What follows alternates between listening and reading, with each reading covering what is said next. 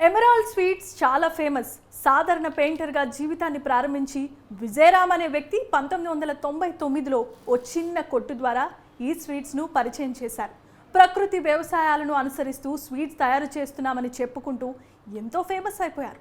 Organic food పేరుతో అధిక ధరలకు విక్రయిస్తున్నాడు. మిగతా స్వీట్ షాపులతో పోలిస్తే ఇక్కడ ధర మూడింతలు ఎక్కువగా ఉంటుంది. అయినా కూడా స్వీట్ షాప్లో విపరీతమైన రద్దీ ఉంటుంది.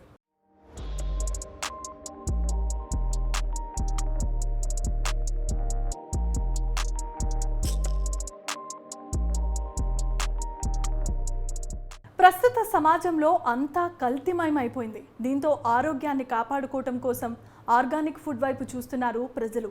దీన్ని ఆసరాగా చేసుకున్న కొన్ని సంస్థలు ఆర్గానిక్ ఫుడ్ పేరుతో ప్రజలను మోసం చేస్తున్నాయి. ధర ఎంత ఉన్నా సరే ఆర్గానిక్ అంటే చాలు కొనడానికి సిద్ధమైపోతున్నారు. కానీ అలాంటి నమ్మకాన్ని కాపాడలేకపోతున్నాయి కొన్ని సంస్థలు. ప్రజల నమ్మకాన్ని వమ్ము చేస్తూ నాణ్యత లేకుండా ఫుడ్ను తయారు చేస్తున్నారు. పేరుకే పెద్ద పెద్ద సంస్థలు, నాణ్యత ప్రమాణాలు మాత్రం శూన్యం. హైదరాబాద్లో పలు చోట్ల ఫుడ్ సేఫ్టీ అధికారులు తనిఖీలు చేపట్టారు. ఇందిరా పార్క్ సమీపంలో ఎమరాల్డ్ స్వీట్ షాప్లో జీహెచ్ఎంసీ ఫుడ్ సేఫ్టీ అధికారులు తనిఖీలు చేపట్టారు. ఏ మాత్రం శుచి శుభ్రత కనిపించడం లేదని, పైగా గడువు ముగిసిన పాలు పెరుగు చూసి అధికారులే అవాక్కైపోయారు. కిచెన్లో సింథటిక్ ఫుడ్ కలర్, కంపు కొడుతూ దుర్గంధ భరితమైన వాతావరణంలో స్వీట్ల తయారీ చేస్తున్నట్లు గుర్తించారు.